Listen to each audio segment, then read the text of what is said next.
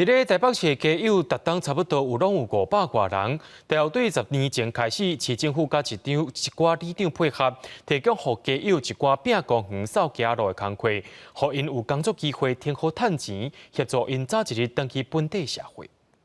当你台北中校公园内课本数偌新鲜，进前报有一段伫街头四界流浪的经验。我之前就是在流浪啊，日子真的很难过。现在就是扫公园而已啊。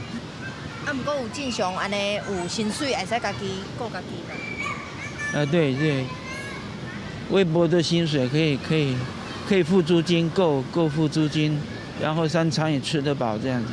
无厝通住的日子点滴伫心头，后来是靠着市府社会局的帮衬，来到中正区的县市里来做线工。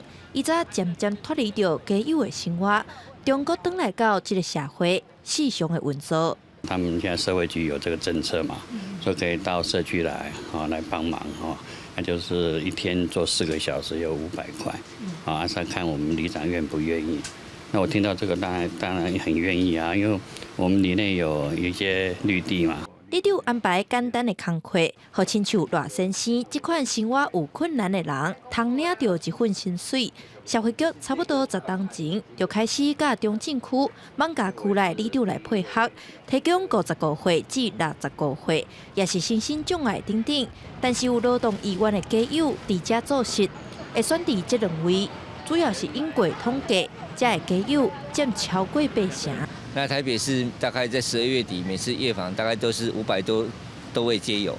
那500多位街友里面，大概有85%会集中在我们台北火车站跟我们万华区。那目前我们每一年大概可以协助100位街友脱离街头，来独立生活，但是也会新增100个街友左右，所以它是有移动性的。街友来去，不过根据着社会局的访视调查，台北市的街友要游玩，阁有500多人。这个数字，这几档大概拢维持着平衡。希望会使透过着更较侪工课，互更较侪街友通转来到原地社会来过日。记者陈雅文、林玉凯台北报道。